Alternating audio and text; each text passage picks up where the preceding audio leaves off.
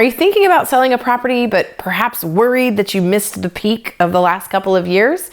Well, if you're thinking of selling your home this spring, these are the top 3 questions you need to be asking.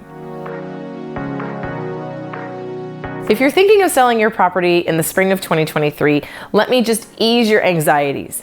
You have not missed the market.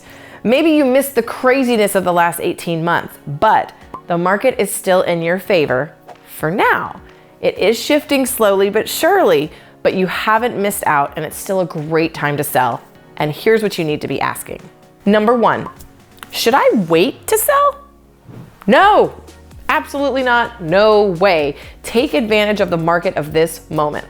As of the time of this filming, inventory is still in your favor. In my area of Alachua County, we still have just about 2 months of inventory.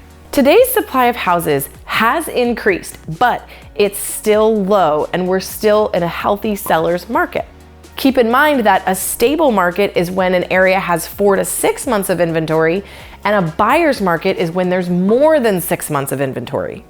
And what you can see on this graph from NAR, the National Association of Realtors, is we are quite a ways away from hitting that stable market and even further away from hitting the buyer's market.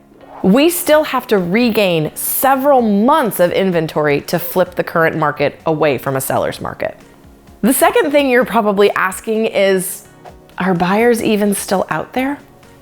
If you're hesitant to sell your home this year because you're worried that buyer demand has decreased, let me tell you, that is not necessarily the case, and there's a number of strong buyers who are still active in this market.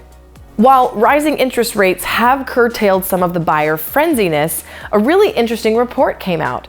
According to an article in Forbes, millennials are the new strong buyer. About 80 million strong, millennials currently make up the largest share of home buyers, 43% in the US. According to a recent National Associations of Realtor report, simply due to their numbers and eagerness to become homeowners, this cohort is quite literally shaping the next frontier of the home buying process. Once known as the rent generation, millennials have proven to be savvy buyers who are quite nimble in their quest to own real estate. In fact, I don't think it's a stretch to say they are the key to the overall health and stability of the current housing industry.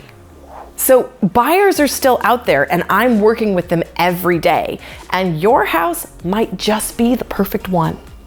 And the third question probably running through your head is, can I afford to buy my next home? If the current market has you worried about finding your next home, consider the fact that you might have way more equity in your current property than you think.